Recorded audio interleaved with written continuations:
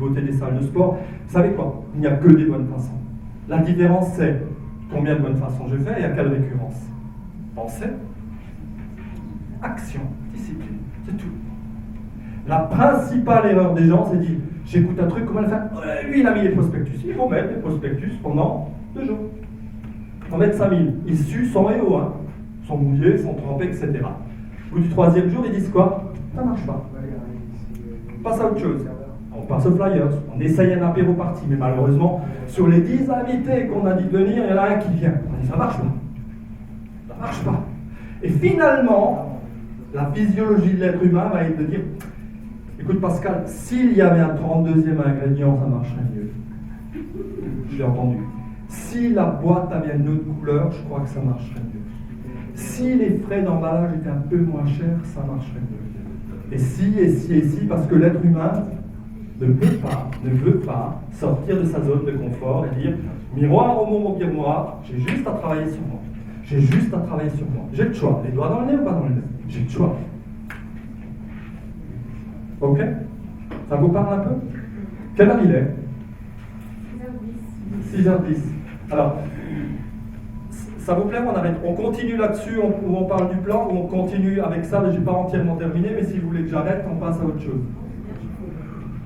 Alors, pour que vous compreniez bien ce guide, mais vraiment pour que vous dites, ok, je le lis comme quelque chose que j'ai sur la table de nuit de temps en temps, je fais les marches arrière et je le relis, parce que croyez-moi, il y a des choses qui vont se révéler à vous si vous le lisez plusieurs fois et quand vous passez par des étapes.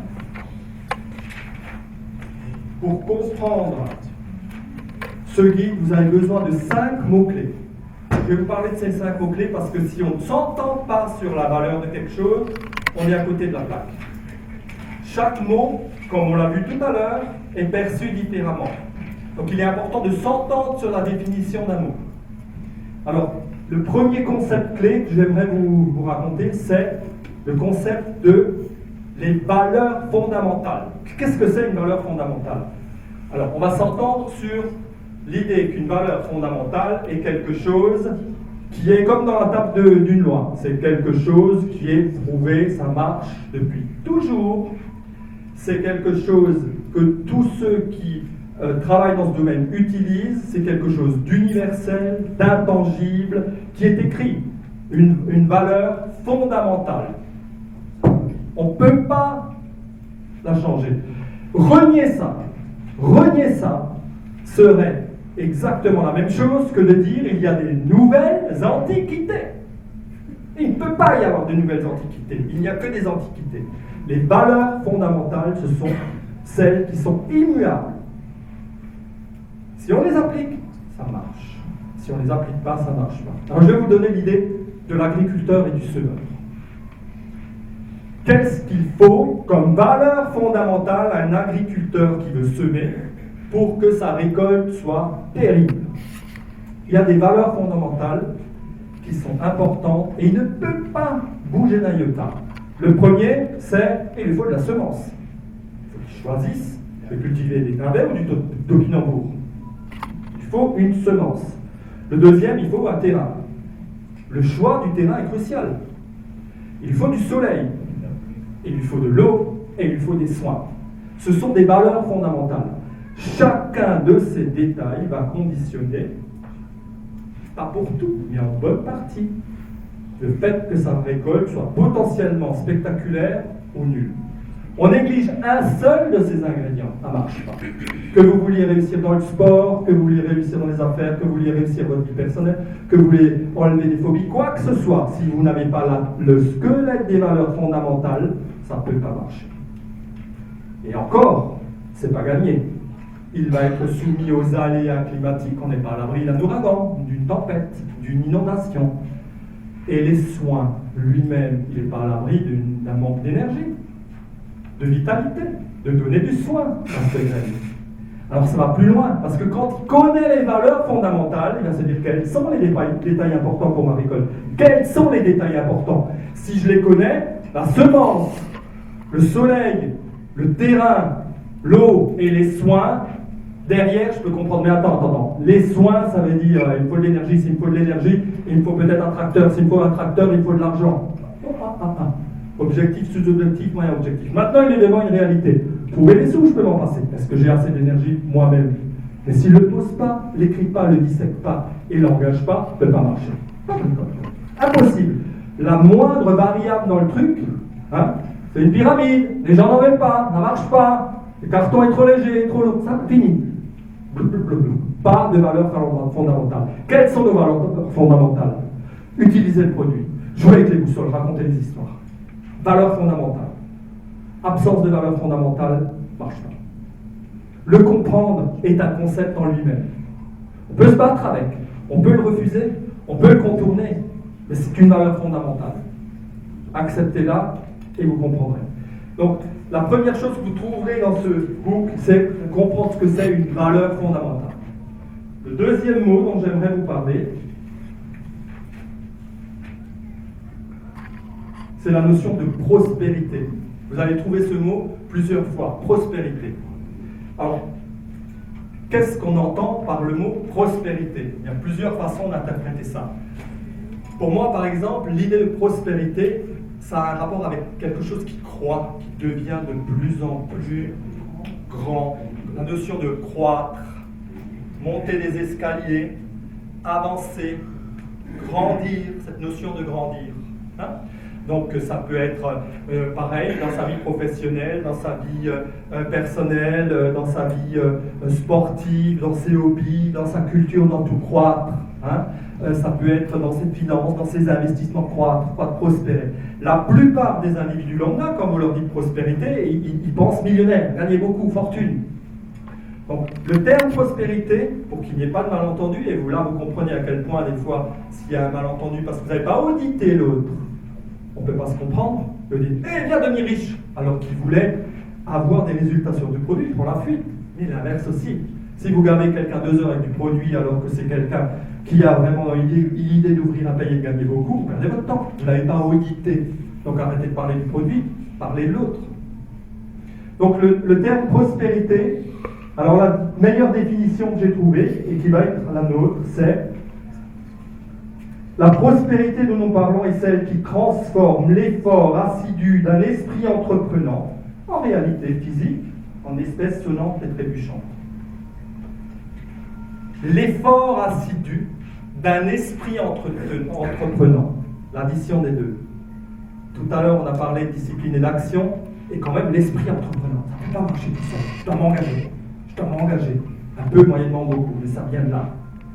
L'addition, les deux, se transforme en espèce sonnante et trébuchante. Ça, c'est quelque chose qui génère la prospérité. Sonnante et trébuchante, on ne parle pas que de sous. On parle de tout ce qu'on a dit tout à l'heure. Hein? Et ça, ce terme-là, vous le retrouverez. La vraie question est, vous, combien vous faut-il à vous, pas moi, pas votre parrain, pas votre filleul, pour être prospère? Où vous mettez la barre de votre prospérité? Si vous l'avez fixé, posé, écrit, vous aurez le plan qui vous y conduit. Si vous ne l'avez pas, vous repartez de nouveau vers le chef de gare en disant « J'ai un truc de fou, j'aimerais un billet pour aller où? Je sais pas, je ne me suis pas posé la question. » Et il va vous envoyer dans le mur. Donc il faut que vous sachiez qu'est-ce que vous êtes venu chercher là. C'est pas juste faire la fête ou gagner un peu, ou dire peut-être 10 ou peut-être 15. C'est régler votre truc pour savoir très précisément ce que vous voulez, quand vous le voulez, combien vous le voulez, le temps que vous allez y consacrer, pour vous mettre clair avec vous-même. Est-ce que ce que je viens de décider, je m'y accorde le temps, l'énergie et la façon de faire? Ce qui veut aussi dire apprendre à lire, venir à apprendre, comprendre comment se marche ce métier, grandir. Parce que oubliez la chance, le hasard et les belles histoires du loto. Ça n'est là que pour un mythe populaire, pour faire rêver les gens qui n'ont pas envie de faire un effort assidu avec un esprit entrepreneur. Qu'il s'agisse de composer de la musique, de jouer au football ou d'être un formidable marketeur de maison. Monique peut le faire. Parce qu'elle a la valeur fondamentale. Et ce qu'elle construit en termes de prospérité, c'est j'ai une marche, je sais ce que je veux. Parce que même si elle ne l'a pas posé sur le papier, si elle a commencé ça, elle se dit j'ai vu ce que ça donne. Maintenant je vais peut-être faire un petit dessin un peu plus grand. Et elle va cibler, parce qu'elle va aussi avoir des échecs. Et il y en a déjà probablement. Il y a des gens qui disent non, il y a des gens qui ne renouvellent pas, il y a des choses aussi. Mais elle a assez de force maintenant parce que ce que lui donne le produit de l'activité pèse plus lourd que le poids de l'échec et de l'erreur. Donc elle continue d'apprendre. Elle est dans une logique, j'ai des valeurs fondamentales et j'ai un début de prospérité. Il ne tient qu'à moi de changer ma physiologie quand j'ai l'échec pour me dire doigt dans le nez aussi haut. Elle a le choix, elle peut le faire ou elle ne peut pas le faire. Mais je vous dis juste, ça n'a rien à voir avec l'attentisme. Ce qui est incroyable dans le marketing de réseau, c'est que c'est le reflet le plus puissant avec votre propre miroir. Ça vous met en face de vous. Pas d'un sponsor, pas d'une organisation, pas d'un produit, de vous. Et c'est ça qui est puissant. Troisième notion, le bonheur. Alors vous pouvez demander dans le monde entier, qu'est-ce que c'est le bonheur? Vous allez avoir 10 000 définitions. Alors, c'est une valeur universelle, mais qui est très vaste selon les gens. Globalement, c'est cette joie qui accompagne nos actions positives, cette sérénité, cette paix intérieure, cette gratitude pour chaque instant ordinaire et quel que soit ce qui nous arrive. C'est poétique, c'est joli. Réfléchissez, vous avez déjà posé la question, c'est quoi le bonheur? Alors souvent, les gens vont dire, c'est être en bonne santé, avoir de l'argent et faire ce que je veux. C'est juste l'arbre qui cache la forêt, c'est pas ça le bonheur. L'idée de dire on est serein, on a une paix intérieure, on a quelque chose qui, en toutes circonstances, fait qu'on a cette attitude-là, c'est vous ne dépendez pas des éléments extérieurs. Vous comprenez ce que je veux dire? Votre physiologie. Vous ne dépendez pas du fait d'avoir un gros tas d'or, même quand vous ne l'avez pas. Il y a la même joie et la sérénité. Pour être en prison, la notion de bonheur, vous allez l'avoir. Physiologie, ça se règle. En vos valeurs ne doivent pas se mesurer sur ce que vous allez posséder, mais uniquement sur ce que vous devenez. Pensez à ça. Pensez à ça. C'est d'une puissance incroyable. Vous pouvez devenir riche pour toujours. Parce que l'argent, c'est temporaire. Parce que les biens qui s'accumulent, c'est temporaire. Si vous investissez sur vous, au lieu d'investir sur des biens, vous êtes en sécure. Parce qu'on peut tout vous prendre, vous pourrez le refaire. Mais pas l'argent gagné ponctuellement, avec un coup, une chance, ou juste une affaire. Vous êtes insécure. Vous allez vivre dans l'idée de le perdre, ou pas de continuer de l'avoir, etc. Mais quand vous êtes devenu quelque chose qui fait que vous soyez en paix, qu'il y a cette notion de sérénité de paix intérieure, vous dites, de toute manière, on peut l'enlever, ça marchera. Là aussi, il y a une belle histoire. Mesurez scientifiquement. Si vous prenez l'argent aux 5% de gens les plus riches pour le distribuer aux 80% de la population, il met moins d'1 an pour revenir dans la poche des premiers. Ils ne savent pas le garder. L'argent, cette notion d'argent, demandez autour de vous. Rien que le mot argent est interprété d'une manière très compliquée chez nous. Pour moi, c'est un ami, c'est un formidable ami. Pour d'autres, c'est quelque chose peut-être de sale, ou de dérangeant, ou qu'il n'y a que certaines personnes qui méritent. Je veux dire pourquoi c'est un ami. Réfléchissez un petit peu sur ce que c'est cette notion d'argent. En fait, on a ce regard-là que parce qu'on n'en a pas assez. Mais on a tous les mêmes aspirations. On a envie de devenir libre, prospère, d'être créatif, de faire ce qu'on aime. C'est ça un peu la liberté et le bonheur. Mais la clé, c'est l'argent. La clé, c'est quand même l'argent. Vous savez pourquoi? Réfléchissez un instant. Que vous l'aimiez ou que vous ne l'aimiez pas. Sans argent, on n'est pas là. Sans argent, on ne profite pas de celui. Sans argent, elle ne profite pas de ce qui lui arrive pour se dire chouette. On a des fins de mois peut-être qui sont pas toujours drôles, là on a quelque chose de sympa, je peux faire plaisir aux petits-enfants, on peut peut-être aller en vacances plus longtemps. Mais c'est l'argent. Quand vous êtes malade, qui vous soigne? L'argent. Les gens disent non, la sécu. Non, l'argent. Vos impôts. Sans argent, pas de soins. Comment vous faites plaisir à l'autre? Avec l'argent. L'argent doit devenir quelque chose qui, pour vous, est accompagnant, pas quelque chose qu'on regarde d'une manière sale ou autre. Vous devez avoir ce regard où l'autre qui en gagne, dire super chapeau. Et essayez d'avoir du recul avec ceux qui possèdent de l'argent, parce que vous attirez les comportements, vous devenez ces comportements. Si vous devenez copain avec l'argent, l'argent va devenir naturel pour vous. Si vous en faites un frein ou un ennemi, il a du mal à rester. Oui, il vient, il part. Cette notion de bonheur, de sérénité, de se dire ce que je deviens est plus important que ce que je possède, c'est tout l'or du monde. Parce qu'effectivement, essayez de vivre l'idée que si on vous prend tout, on fout. Dans 1 an, j'ai de nouveau tout ça. Mais ça vaut plus que des sous. Sur un coffre-fort. Et vous pouvez le faire. Et vous pouvez le faire. Et vous avez le choix. Dans le nez ou pas. Rouge ou pas. Quatrième mot-clé. Attendez. Ah non, je ne sais pas. Quatrième mot-clé, la discipline. Dans ce mot discipline, moi je l'aime 5 minutes, je vais aller plus vite.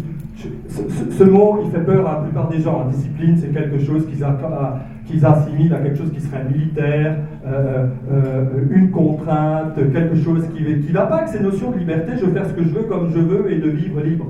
Mais il ne s'agit pas de ça, c'est juste cette notion d'action. C'est le plus important de ces 5 mots-clés, le mot action. C'est le plus important. Quoi qu'on ait dit aujourd'hui, quoi qu'on ait fait aujourd'hui, c'est juste action.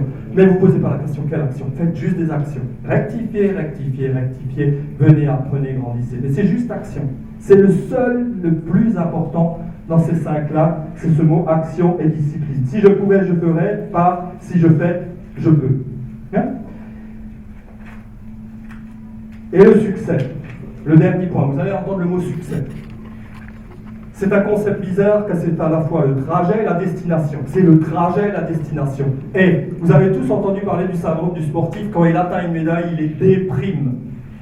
Parce que les gens croient que le bonheur et le succès, il est dans l'arrivée. Il n'est pas dans l'arrivée, c'est le chemin. C'est le chemin. Ce que vous devenez est le plus important, ce que vous possédez. Quand vous êtes en action, vous êtes en vie.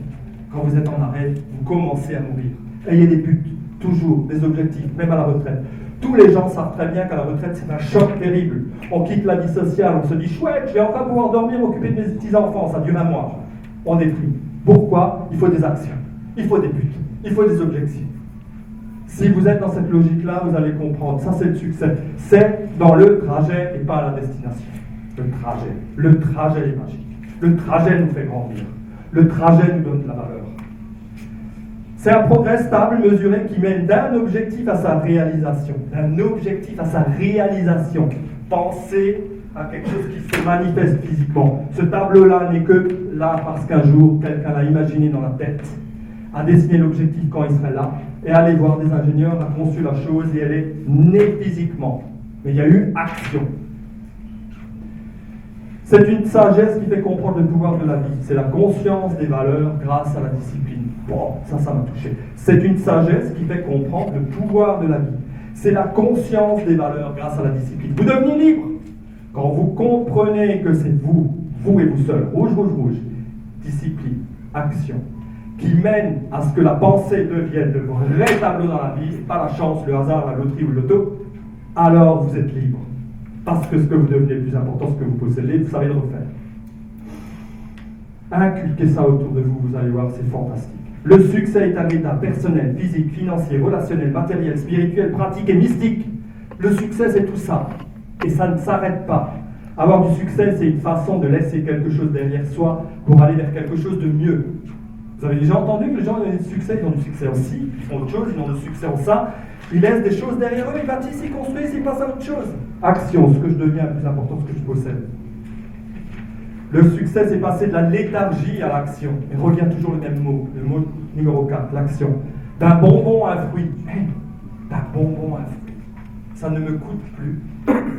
Ça devient naturel. Ce que je deviens est plus important que ce que je possède. Le bonheur du truc ponctuel en disant j'ai besoin de gras et de sucre. Et la culpabilité qui est enclenchée après, c'est un manque. La satisfaction de dire j'ai pas besoin de ça et je me fais plaisir, ça devient une liberté. Que vous, pas le diététicien, pas le substitut. Le succès, cette réussite, c'est le chemin du changement, de la croissance, du développement, de la réalisation pour obtenir tout, absolument tout ce qu'on veut de la vie. Personne ne nous dit jamais ça. On nous dit, c'est pas nous qui décidons. L'argent, il est ailleurs, le succès, il est ailleurs, il est à la chance, il est au talent, il est à Ronaldo, il est à Pavarotti, il est aux gens qui ont un talent. Vous avez tous un talent exceptionnel et hors du commun. Vous n'avez même pas idée à quel point je découvre du talent chaque jour auprès de gens comme vous. Vous êtes tous des êtres exceptionnels. Je vous parlerai par exemple de Jeanne ou d'Alban. On n'a pas parlé des gens autour de nous, de Jeanne, d'Alban, de Sabine, de gens avec qui je travaille. Mais j'apprends des choses incroyables de ces jeunes gens qui ont 20 ans de moins que moi. Mais c'est grisant. C'est grisant. La vie commence quand vous continuez d'apprendre. Continuez d'apprendre et vous allez voir vous éclater. Le succès, c'est l'inégalable certitude que ce que vous devenez est infiniment plus important que tout, absolument tout ce que vous possédez. Alors vous devenez libre. La liberté. Ok. Alors j'en ai fini. Je suis juste venu vous dire qu'ensemble on peut le faire. Je suis juste venu vous dire que tout est entre vos mains. Je suis juste venu vous dire que ce produit peut entrer dans la légende et que vous pouvez écrire votre légende. Je suis venu vous dire que vous pouvez vous amuser un peu ou beaucoup ou moyennement. Est-ce que vous allez le faire? Cette question vous appartient et maintenant on va au dîner de gala. Merci.